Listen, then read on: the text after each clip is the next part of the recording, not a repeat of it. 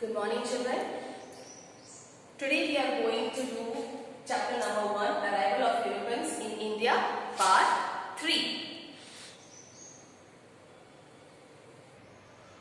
So children, in last video I have explained to you how the Portuguese, Dutch, French and the British people came to India for the trade.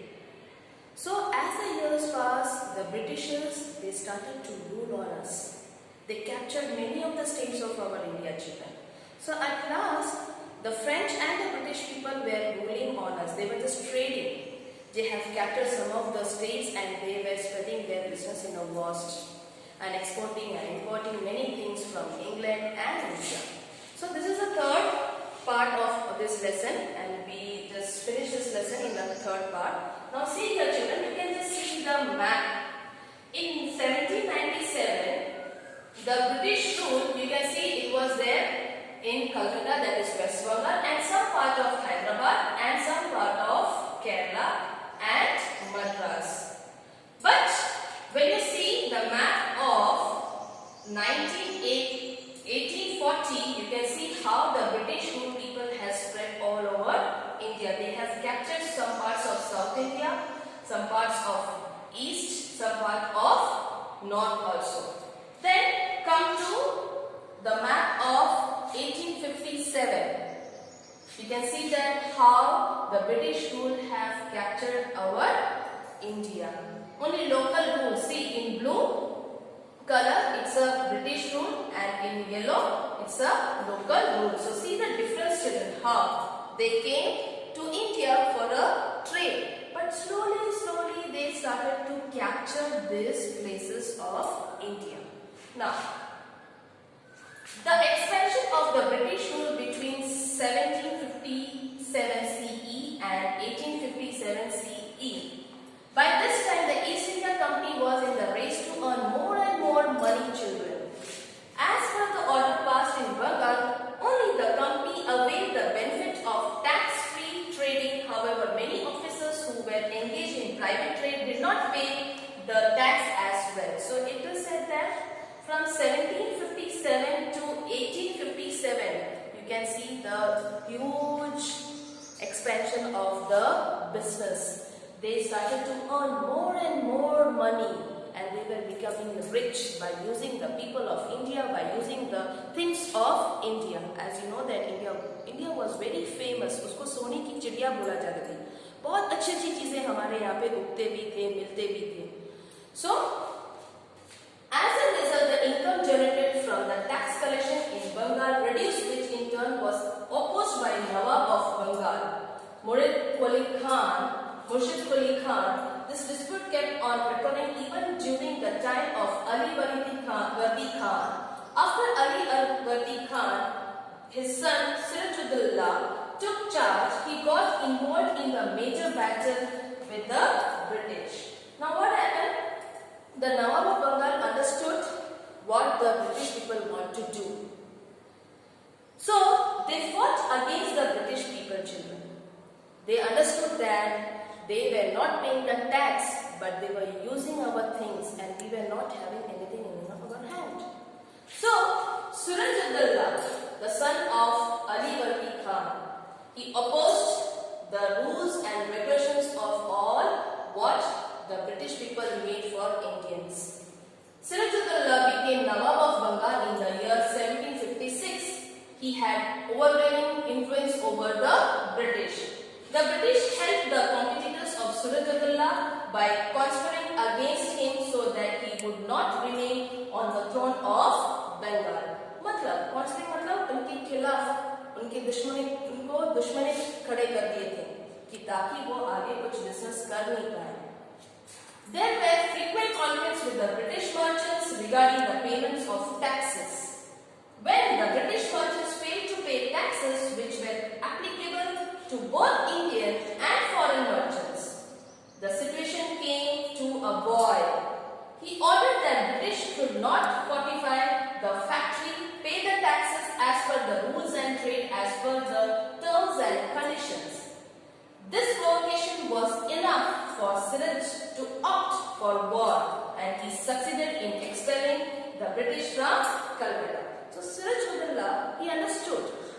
that the merchants were not ready to pay the taxes. It is a huge loss for India, isn't it? मतलब जहाँ जो merchants थे, foreign merchants से वो tax भर ही नहीं रहे थे और इंडिया को सबको भरना पड़ रहा था. जो merchants थे, small थे, rich थे, poor थे, जो भी है, बीच के सब, उन सबको tax भरने पड़ रहे थे. ऐसा क्यों? Why? So Sirajullah, he said that terms and regulations are equally for every trade. Why we are discontinuous between the Indians and the British merchant? So he fought, he opted for a war, children, and Sirajullah, he succeeded. He expelled the British people from the Calcutta.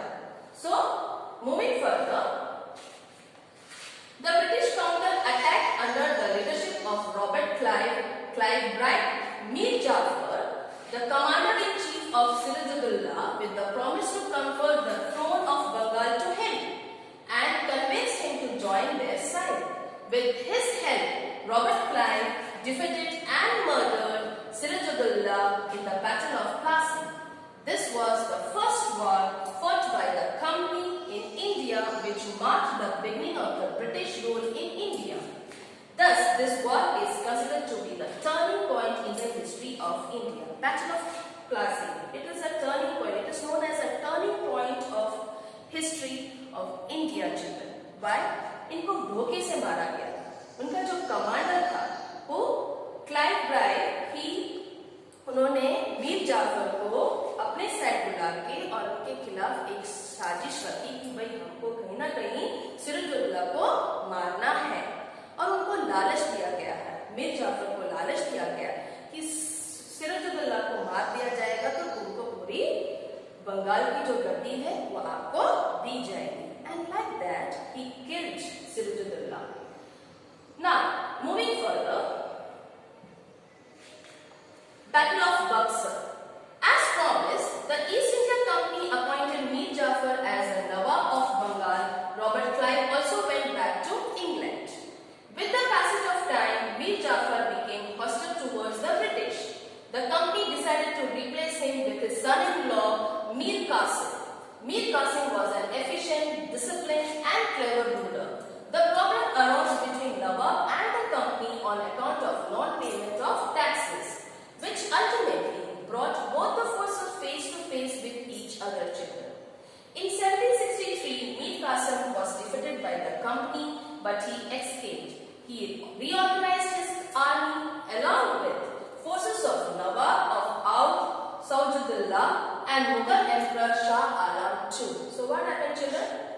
As promised by East India Company, Mir Jafar was known as a Nawab of Bengal, but as the time passed, Robert Clive, he went back to England, but Mir Jafar became a hostile. He was not happy with the behavior of the East India Company people, that is the British people. So the company decided to replace him with his son-in-law, that is Mir Qasim. Mir Qasim was very efficient, disciplined and clever person. So the problem there, it also arose with the Nawab and the company, because again the company was not ready to pay the tax, children. तो tax नहीं भरेगी तो वापस loss होगा हमारे India के लिए, तो ये कैसे चलेगा? So what happened? Mir Qasim, he was defeated by the British people and he escaped. उन्होंने अपनी जान बचा ली और कहीं छुप बैठे थे. Then he reorganized his army, children, with the help of the Nawab of Oudh, Saujudullah and Mughal Emperor Shah Alam II. With the help of these Mughals, he again reorganized his army to a powerful one. They combined forces met the company forces at Buxar in 1764.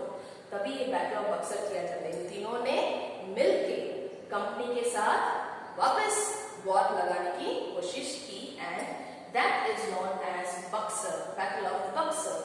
The British East India Company won the war and all of a sudden Bengal, Awadh, at present Lucknow, and Mughal Empire was under their control. Robert Clive was sent to India to take control of the situation. That's how the East India Company, a trading company, emerged as a political power in the subcontinent of